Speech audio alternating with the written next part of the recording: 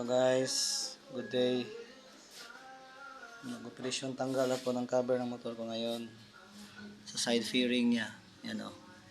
Kasi nagpalit ako ng bagong bumbilya ng taillight. Kasi pundi na ito, ito sa gitna.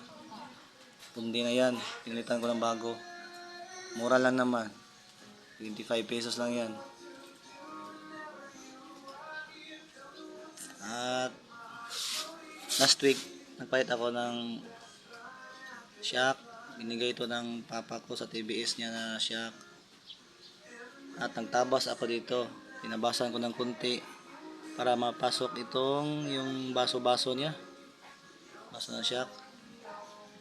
Yan, matibay naman, matibay na shock. Original from TBS. Then, yun.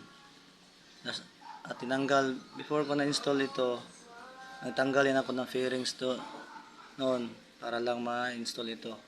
Kasi hirap ito, hindi talaga magtanggal ng side fairing dahil dito. Para matanggal itong mga bolt na to. At yun, nilinis ko rin ang cover ng taillight niya kasi madumi na. Madumi na nga sa loob.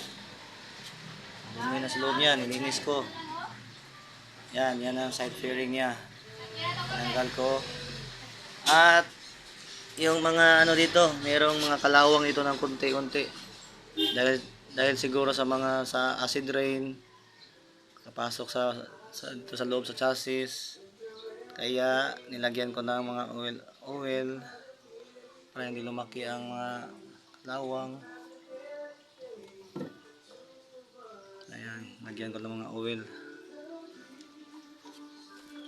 Dito rin, may nakita akong kalawang kanina dito. Nilagyan ko ng oil din.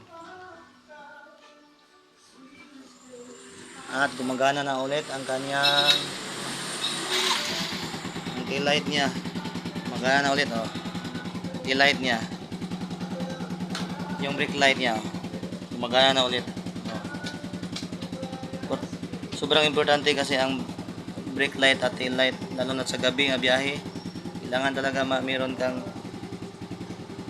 taillight, signal lights. Yan. Importante yan. Kung biker ka, importante yung mga signal lights. Guys, thank you. God bless.